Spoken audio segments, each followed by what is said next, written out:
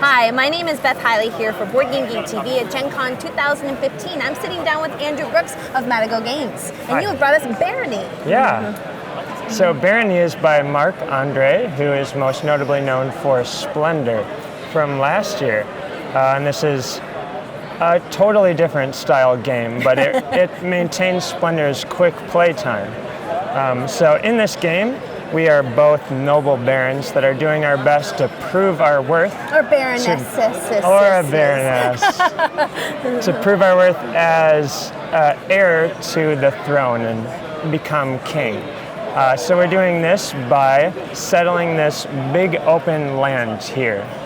And the main way that you're going to be doing it is by using this army of knights that you have. So everyone has 7 knights, and they're going to be moving them around the board and either attacking the other players or settling down and building some villages. Really rather fabulous structures. Yeah.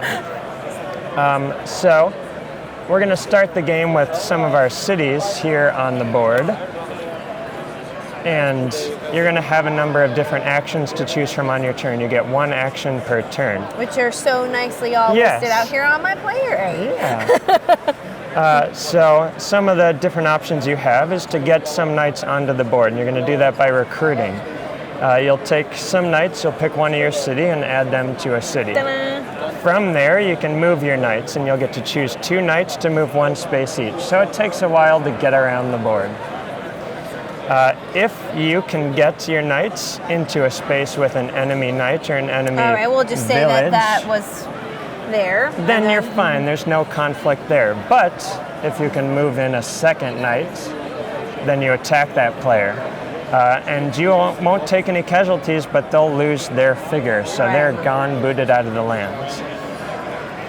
So that's one option that you have with your knights, is to go after the other players. If you want to be more peaceful and prove that you can actually settle the land rather than just pillaging, you can have your knights settle down and start villages. So you can pick any number of your knights that you have on the board and have them turn into a village. So you're going to replace them with villages. Your other option is strongholds, which act as blockades to stop other people from getting in and attacking your lands. When you build, you're going to get some of these shields that are associated with the different terrain types. So that one, for instance, is a mountain, and this one over here is a plains. So I built those, and I'll get these victory points associated with the terrains that I was building in. Once you've accumulated 15 points worth of shields here, so I have 16, for example, then I can turn these in to prove that I'm worthy by moving up in rank. So I'll take 15 points or more. You don't get change. So I have 16. I have to spend all 16 of those. And we have a score track which is over here by my elbow. Where we'll start at 0. And if you spend 15 points, then you'll move sideways along the track. And these are the different ranks in the game, which ends here at the Duke. Which is actually how you're going to end the game when one of the players gets to the Duke rank. So that's one of 2 ways to get points during the game, is exchanging these, and these kind of are safeguarded against attacking, whereas your shields are vulnerable to be taken from you.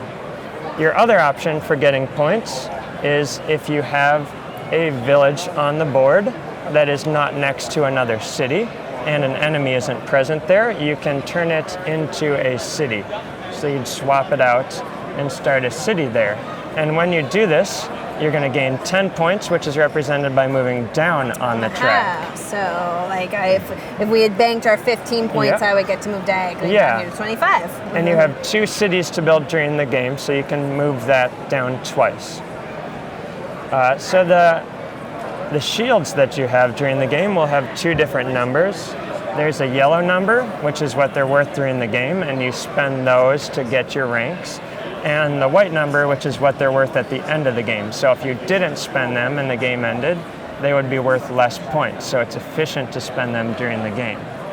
But these shields are vulnerable to attack. So if I've got a village out here and it's all by itself, and you come along I'm moving on in with we'll two of your knights, then you will pillage my village. So I'll lose it.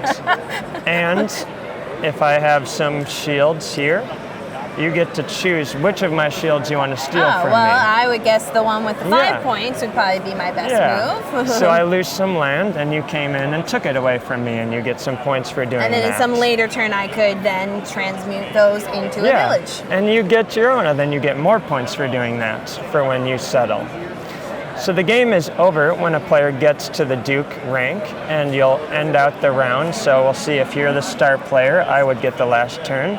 And then you'll add up the points that you had on this track and the white's value on your shields that you have remaining. And whoever has... So the person who triggers the end is not necessarily the one who might be winning. Right. And you can end as the Duke at 60, 70, or 80 points. So if you want to shoot along the top, then you can end the game quickly, but someone else might be farther down and have a lot of shields left.